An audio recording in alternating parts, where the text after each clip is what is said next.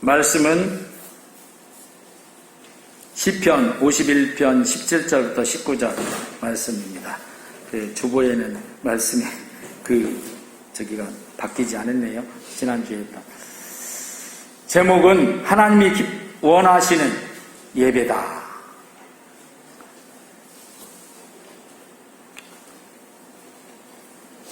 지난주에 우리는 예배를 통해서 하나님께 뭘 돌려드린다?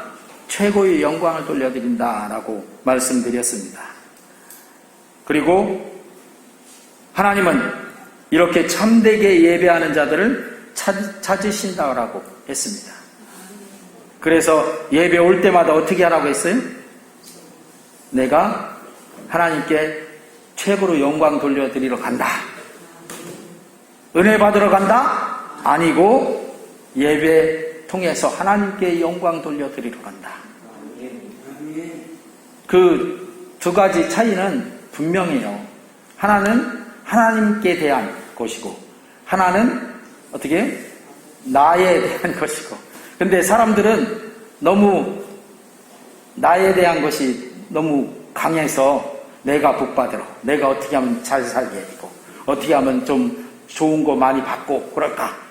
그런 생각에 너무 사로잡혀 있어. 그러다 보니까 예배마저도 하나님께 영광 돌려드린 게 아니라 내가 오늘 예배 통해서 하나님의 놀라운 은혜를 받으러 경험하라. 뭔가 좀 맞는 것 같은 비스무리한 점이 있죠? 그런데 제가 지난주에 그렇게 하면 점수는 20점밖에 안 된다 이렇게 했어요. 그런데 하나님께 영광 돌려드리러 간다. 비록 우리 성도들이 다른 사람들에게 크게 내세울 거 없어도 나는 그래도 내 모습 이대로 하나님 앞에 영광 돌려드리겠다. 이렇게 하면 100점인 거예요. 할렐루야. 아멘. 세상 사람들은 은혜 받았다 그러면 100점 그렇게 할지 모르지만 그게 아니에요. 그거 몇 점이라고요? 20점. 100점은 하나님께 영광 잘 돌려드렸으면 100점이에요. 그 사람이. 아멘. 그리고 은혜 받은 게 어떻게? 그럴 때 하나님이 진정한 은혜를 주신단 말이죠. 그건 누구도 뺏어갈 수도 없고 영원히 오래가는 그런 은혜예요. 그런데 내가 은혜 받겠다 해갖고 뭔가 좀 어떻게 목사님이 조크를 해갖고 유머를 해갖고 진짜 딱 맞는 유머야 해갖고 딱 무릎을 치고 웃었다고 은혜 받았다고 그러면 그 은혜는 얼마나 갈까요? 다음 주 내면이 다 까먹었어. 은혜 없어. 왜? 진정한 하나님께서 성령으로 감동한 은혜가 되어야 되는 거예요. 할렐루야.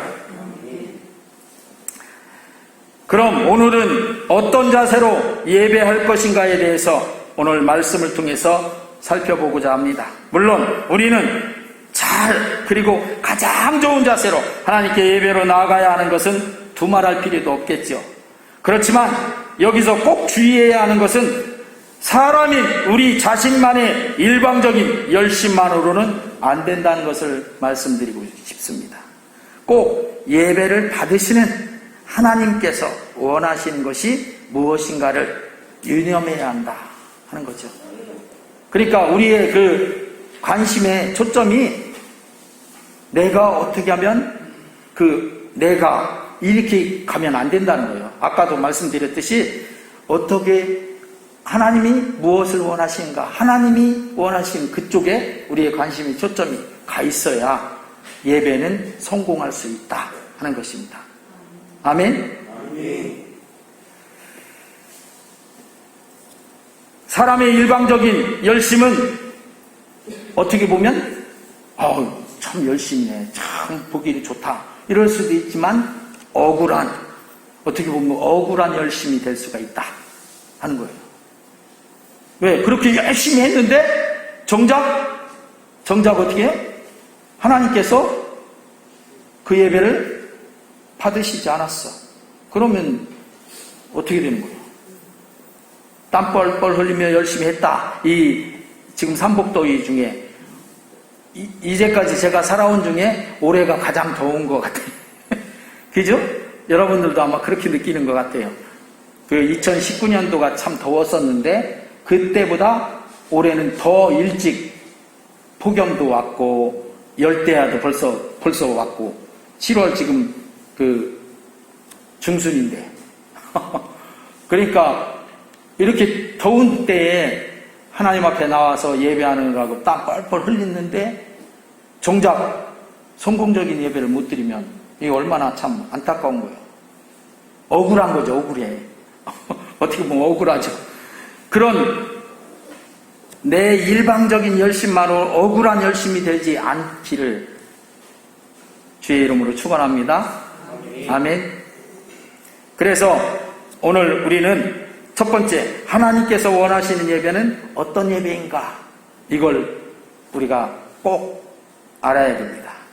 요한복음 4장 23절부터 24절에 같이 읽어보겠습니다. 시작. 아버지께 참되게 예배하는 자들은 영과 진리로 예배할 때가 오나니 곧 이때라. 아버지께서는 자기에게 이렇게 예배하는 자들을 찾으시느니라. 하나님은 영이시니 예배하는 자가 영과 진리로 예배할지니라. 아멘. 곧 신령과 진정으로 예배하는 것을 하나님께서는 원하신다라고 말씀하고 계시잖아요. 신령과 진정이란 말은 성령 안에서 그리고 진리 안에서 예배하라는 뜻입니다. 성령 안에서라는 말에는 내 마음대로만이 아닌 것을 꼭 아셔야 돼요. 성령은 하나님의 영이시지요. 성령이 여러분의 영이 아니야. 내 영은 내 영이야. 내 영 안에서가 아니라 성령 안에서 그리고 또 진리 안에서 예배해야 그래야 하나님께서 원하시는 예배를 우리가 드릴 수 있다 하는 것입니다. 그런 예배를 드릴 때 하나님 아버지께서는 그런 예배자들을 찾으시는 거죠. 지금도 하나님은 불꽃 같은 눈동자로 어떻게 온 세상을 살펴보시고 계셔요. 예배하는 자들을 살펴보고 계신다 하는 것이죠. 그래서 어떻게 하나님께 전심으로 향해 있는 자들을 찾아서 그들에게 능력을 베풀어 주시려고 역대하 16장 9절에 말씀하고 계시잖아요. 할렐루야. 거기에 찾아지려면 하나님께 향해 있어야죠. 하나님께 향한 예배가 되어야 된다는 것이죠. 할렐루야. 또 이 말씀에서는 예배의 장소 그리고 예배할 때 어떤 다른 부가적인 그런 내용들이 중요한 문제가 아니라 하나님께 내가 성령 안에서 그리고 진리 안에서 하는 예배하는 것이 중요한 문제라는 뜻입니다. 그리고 예배는 사람의 판단과 사람의 평가가 중요한 게 아니라는 것이죠. 오직 하나님의 판단과 하나님의 평가만이 중요하다는 이 사실이 명백한 것을 우리가 기억해야 됩니다. 누가 좋게 보셔야 된다? 하나님이 좋게 보셔야 돼요. 사람이 좋게 봐갖고는 그거는 사람도 좋게 보고 하나님도 좋게 보면 100점이겠죠. 그런데 하나님이 좋게 보지 않는데 사람만 좋게 봤다. 그건 점수가 나오지 않겠죠. 점수로 판단해서 죄송하지만 어쨌든 우리가 알아듣기 쉽게 그렇게 말씀드리는 것입니다. 만일 하나님의 판단과 평가는 아닌데 사람들이 나의 참 잘드린 예배다, 성공적인 예배다라고 도취된다면 그것은 하나님께 영광은커녕 오히려 사탄의 괴계에 빠져 호우적대는 그런 꼴이 되고 만다 하는 것입니다. 왜? 난 예배 잘 드린 줄 알았어. 그랬는데 하나님은 안 받으셨어. 우리 성경에 그 있잖아요. 제사. 누구의 제사? 가인과 아벨의 제사가 그랬잖아요. 가인 하나님 앞에 제사했죠. 아벨도 제사했고. 근데 가인은 자기 딴에는 나 제사 잘 드렸다고 했어. 근데 하나님이 안 받으셨단 말이에요. 아벨 것은 받았어. 그걸 보고 가인이 화가 나서 하나님께 막 원망을 품었잖아요. 그리고 아벨을 죽여버렸잖아요. 이게 어떻게 된 일이에요? 그러니까 우리 예배가 나는 참 잘 드린 것 같다 이런데 하나님께서는 아니다 이렇게 하면 안 되는 거죠. 그러니까 처음부터 말씀드렸듯이 우리 예배 드릴 때 내 초점이 내가 이렇게 하지 말고 하나님이 원하시는 게 뭔가 하나님께 이렇게 올려드려야 되는 거죠. 찬양을 드린다. 그럼 뭐예요? 이 찬양을 통해서 하나님께 영광 돌려드리는 거예요. 그런데 우리 사람들은 사람인지라 내가 좋아하는 찬양, 내가 참 이 찬양은 가사도 좋고 이렇게 그런 내 감정을 자극하는 내 찬양 이렇게 되기 쉽단 말이죠. 만약에 사람이니까 내가 좋아하는 찬양이 있을 수 있죠. 그리고 그게 더 눈이 가고 더 마음에 갈 수 있죠. 사람이니까. 그러면 그때 분명하게 이 찬양을 통해서 내가 좋아하는 나만 신난 그게 아니라 이 찬양을 통해서 하나님께 영광 돌려드리겠다는 이 마음을 가지면 되는 거죠. 할렐루야. 아멘. 그래야 되는 거예요. 그래서 우리는 찬양을 통해서 막 열심히 하나님 앞에 찬양 드리는데 거기에 맹점이 있단 말이에요. 있을 수 있단 말이에요. 나만 좋자고. 왜 세상의 가요는 그래. 가요는요. 요즘 트로트가 막 뜨잖아. 근데 트로트 중에 여러분들 좋아하는 게 있을 수 있죠. 그러면 그 트로트 부른 가수 좋고 그리고 자기 마음에도 그 트로트가 들려주면 기분 좋아. 마음이 가.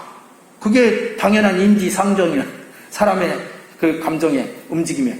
그런데 여러분 하나님께 예배하는 것은 내 감정만으로 예배하는 게 아니에요. 분명하게 알아야 돼요. 우리가 예수님 믿고 구원받는 것도 그냥 내 감정으로만 되는 게 아니에요. 감정으로만 만약에 되면 그 사람은 감정이 어떻게 휘몰아쳐서 세상에 수많은 일들이 막 다가오잖아요. 그때 그 감정에 안 좋은 그런 사태들을 만나고 그러면 그 감정이 또 가서 나는 구원도 못 받고 하나님께 버림받은 사람이다. 이렇게 되는 거예요. 그러면 그 사람 그때는 어떻게 구원 확신 없어. 그리고 어떻게 하나님도 내 편 아닌 것 같아. 이렇게 돼요. 그러니까 전폭적인 감정에만 휘둘리는 그런 신앙, 그런 예배가 되지 마시기를 주의 이름으로 축원합니다. 아멘. 물론 내 감정이 하나님 앞에 고조돼서 그런 열심과 열정적인 그런 감정으로 드리는 거 좋죠. 맹맹하게 예배하는 것보다는 그게 훨씬 낫죠. 그러나 그게 내 감정만 이렇게 흔히들 그렇게 말하죠. 사람이 카타르시스를 느낀다. 그 카타르시스를 느끼기 위해서 예배하는 그런 예배 되지 마시길 주의 이름으로 축원합니다. 중요한 건 내가 이 예배를 드리는 것은 성령 안에서 하나님이 영광 받으시는 하나님께만 오직 영광 돌려드리는 이렇게 돼야 되는 거예요. 이게 맞는 거예요. 할렐루야. 아멘. 그렇게 하는데 그 안에서도 우리 사람 감정을 가졌으니까 감정이 움직여서 그런 일들은 있을 수 있죠. 그래도 내 중심이 아닌 거예요. 결국은 누구 중심? 예배는 언제나 하나님 중심입니다. 할렐루야. 아멘. 우리가 잘 알듯이 사울왕이 아말렉과의 싸움에 나갈 때 하나님께서 사울왕에게 사무엘 통해서 그렇게 명령을 하십니다. 너 나가서 싸우면 내가 다 이기게 해줄 거다. 그러면 나가서 싸워서 이기면 거기 점령한 그곳에 있는 모든 짐승과 모든 것들을 다 진멸해라. 그렇게 명령을 하셨어요. 그래서 사울이 되게 네 알았습니다 하고 전쟁에 나갔어. 진짜 하나님이 어떻게 했어요? 아말렉을 싹 쳐서 이기게 해주셨어요. 가는 곳마다 이겼어요. 가는 곳마다 점령하고 쳐서 승리했어요. 그런데 나중에 사무엘이 그 사울왕이 이제 점령한 그 아말렉 지역에 사무엘이 갔는데, 그때 하나님이 사무엘에게 뭐예요? 내가 사울을 선택한 걸 참 후회한다. 말을 안 듣는다, 사울이. 그러셨어요. 그래서 사무엘이 가서 보니까 뭔 소리가 들려요? 막 매하고 짐승들이 우는 소리가 막 들려. 짐승들이 있어야 돼요? 없어야 돼요? 다 준비하라고 했으니까 다 죽였어야지. 없어야지. 그 소리가 들리면 안 되잖아요. 그런데 그 소리가 들려요. 그래서 사무엘이 알았어요. 하나님의 명령을 이 사울이 그대로 순종하지 않았구나. 그래서 가서 그 사무엘이 사울왕한테 물었어요. 왜 하나님만 명령을 안 듣습니까? 그랬더니 사울왕이 뭐라고 해요? 나 하나님 명령 다 들었습니다. 이렇게 그래서 이겼고 승리했고 도취돼갖고 승리에 도취되고 그랬는데, 그럼 이 소리는 뭡니까? 이거 지금 소리가 하나도 안 들려야 되는데 이게 뭡니까? 그러니까 그건요 너무너무 좋아서 하나님께 제물로 드리려고. 핑계예요, 핑계. 우리가 신앙생활할 때 그런 핑계에 빠지지 마시기 바랍니다. 그 핑계보다 하나님 말씀에 순종하는 게 더. 그래서 사무엘상 15장 22절에 한번 같이 읽어보겠습니다. 시작. 사무엘이 이르되 여호와께서 번제와 다른 제사를 그의 목소리를 청종하는 것을 좋아하심같이 좋아하시겠나이까? 순종이 제사보다 낫고 듣는 것이 수장의 기름보다 나으니. 할렐루야.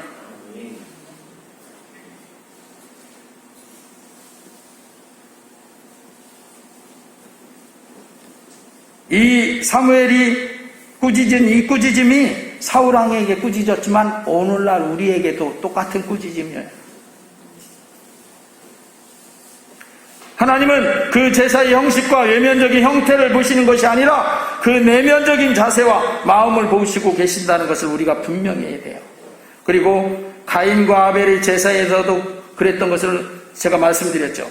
오늘날 우리가 드리는 예배가 형식적이고 장소적이고 외면적이고 의식적인 것으로만 치루어진다면 그건 하나님이 어떻게 기뻐하시겠어요? 하나님은 그 예배자는 찾지 않으실 것이 분명합니다.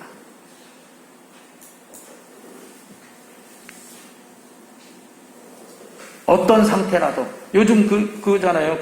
우리 찬양대가 오늘 거친 파도 몰아쳐도 그 찬양을 들을 때 저는 코로나와 같은 거친 파도가 지금 우리에게 몰아쳐도 나는 예배로, 하나님 앞에 예배로 날아오르리. 할렐루야. 그런 마음이 들었습니다. 두 번째로, 하나님이 구하시는 심령은 어떤 심령입니까?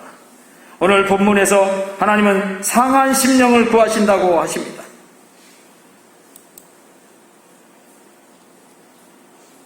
상한 심령을 구하신다 그랬어요.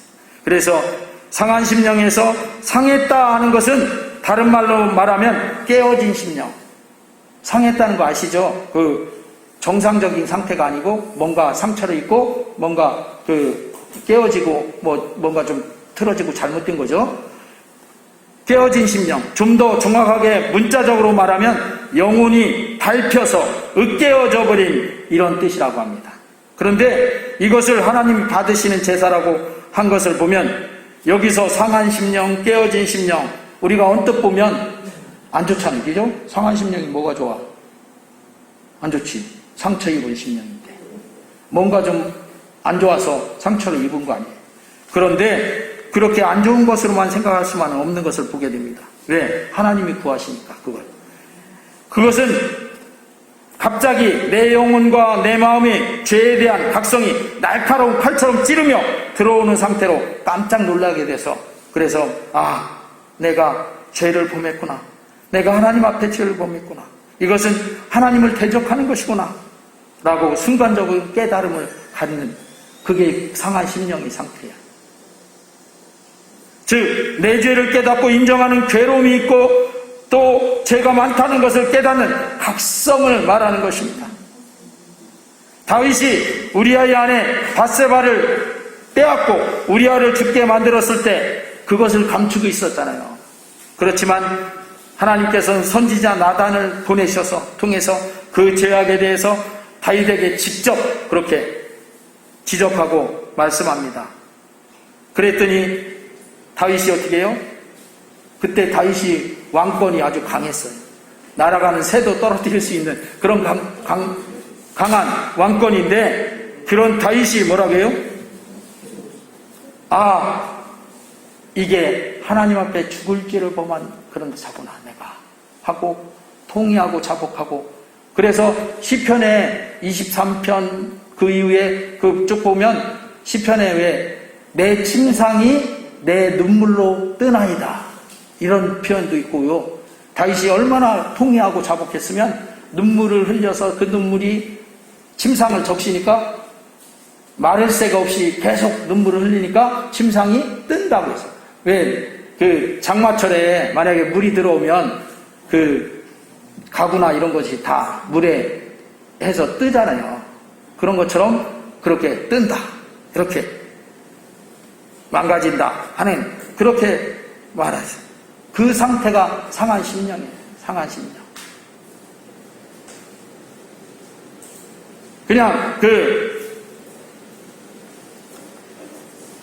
내가 하나님 앞에 감추고 있었던 잘못된 것이 적나라하게 드러난 그걸 하나님 앞에 내가 정말 잘못했구나 하고 깨달은 그 상태가 상한 심령의 상태다 하는 것입니다.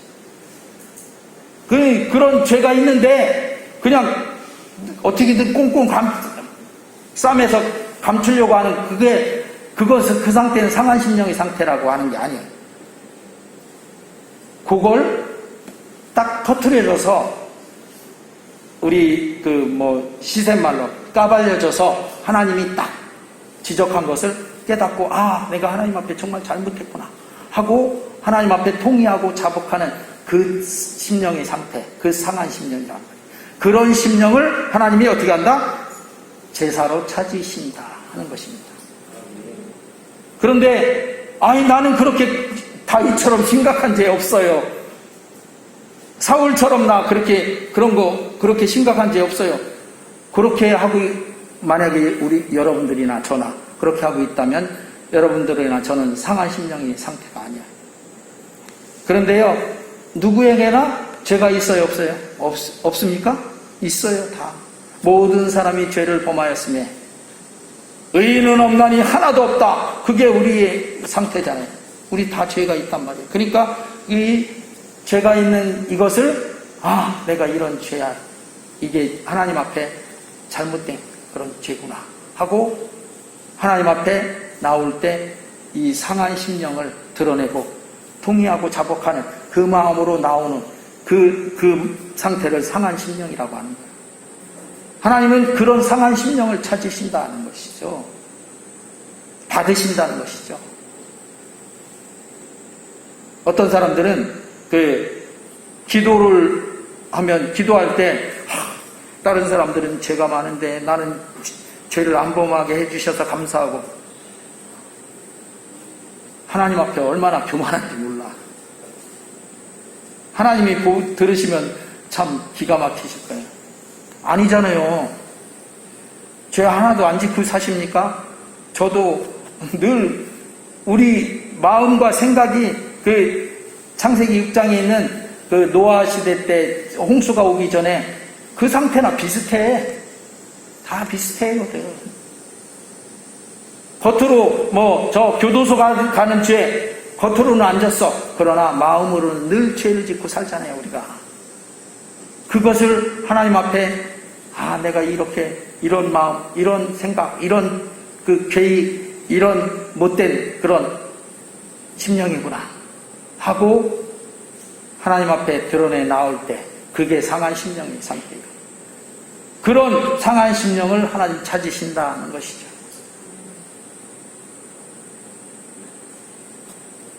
우리가 잘 아는 그 사도 바울이 얼마나 위대한 인물입니까? 그런데 그도 하나님 앞에 나올 때 그랬단 말이에요. 한번 같이 로마서 7장 18절 19절 같이 읽어보겠습니다. 시작. 내 속 곧 내 육신에 선한 것이 거하지 아니하는 줄을 아노니 원함은 내게 있으나 선을 행하는 것은 없노라.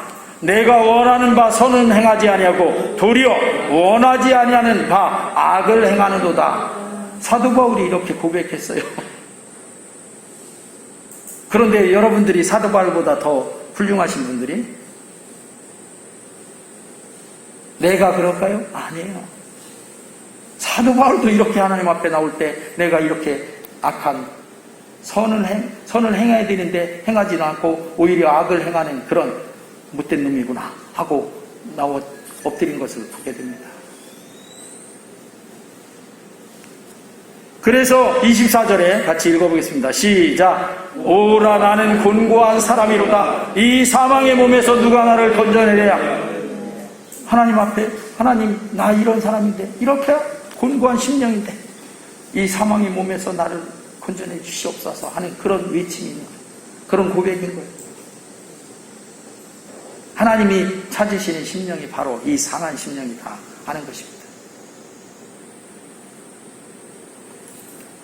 우리가 잘 알죠? 누가복음 15장에 보면 11절부터 32절에 둘째 아들, 탕자의 비유라고 흔히 말하는 첫째 아들이 있고 둘째 아들이 있는데 둘째 아들이 아버지께 그 많은 재산 중에 반은 내 거 아닙니까? 우리 아들 둘이니까. 그러니까 반을 미리 주세요. 내가 이거 갖고 가서 저 멀리 가서 사업을 아버지처럼 이렇게 안 하고 크게 사업해갖고 성공해갖고 내가 돌아오겠다고 막 땡깡을 놓고 그래갖고 결국 아버지가 어떻게 해요? 유산을 줬잖아. 근데 그거 갖고 가서 어떻게 해요? 처음에 갈 때는 먼 타국으로 가갖고 내가 이거 갖고 아버지 재산보다 훨씬 더 대재벌이 와서 되어서 오리라 이렇게 갔겠죠. 근데 가서 보니까 돼요 안 돼요? 안 되고 매일 술과 기생과 이런 호랑방탕한 그런 생활을 하다가 결국 전락되고 어떻게 됐어요? 저 돼지우리에 가서 돼지랑 같이 사는 쥐엄열매 같이 그거 얻어먹는 것도 눈치 보이는 그런 삶에 빠져버렸잖아요. 그때 그냥 그 상태에서도 에이 내가 될 대로 되라 그냥 계속 했으면 상한 심령이 아니에요. 그런데 어떻게 했어요? 누가복음 15장 18절에 같이 우리 읽어보겠습니다. 시작. 내가 일어나 아버지께 가서 이르기를 아버지 내가 하늘과 아버지께 죄를 지었사오니 지금부터는 아버지의 아들이라 일컬음을 감당하지 못하겠나이다. 나를 분꾼이 하나로 보소서 하리라 하고 어떤 그 후레자식이라고 하지? 후레자식들은 이렇게 됐으면 어떻게 내가 아버지 앞에 가면 아직도 절반은 남아있잖아. 아버지 워낙 부자였어서 그거 절반만 가져도 부자잖아. 부자한테 가서 내가 어떻게 하다 보니까 실수해서 이거 다 날려버렸으니까 그 절반 중에서 또 절반 주세요. 막 그 땡깡 부리고 하는 후레자식도 있어. 그죠? 또 요즘 전에 얼마 전인가 뉴스 보니까 아버지 재산을 안 준다고 아버지를 죽여버리고 그런 못된 놈의 자식도 있더구만. 그런데 이 아들은 어땠어요? 내가 하늘과 하나님과 아버지 앞에 죄를 범한 죄인입니다. 이걸 깨달은 심령, 이게 상한 심령이에요.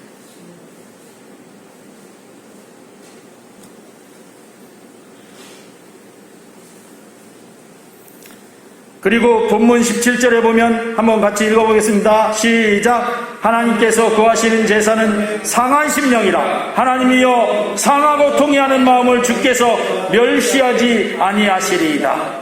우리가 하나님께 나올 때 지난주에는 그랬죠. 내가 은혜 받으러 간다가 아니라 하나님께 영광 돌려드리러 간다.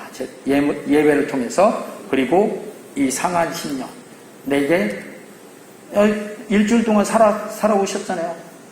일주일 동안 죄 많이 지셨잖아요. 그죠? 그거 돌아보면서 통회하는 마음을 갖고 오셔요. 그러면 하나님이 찾으시는 예배예요.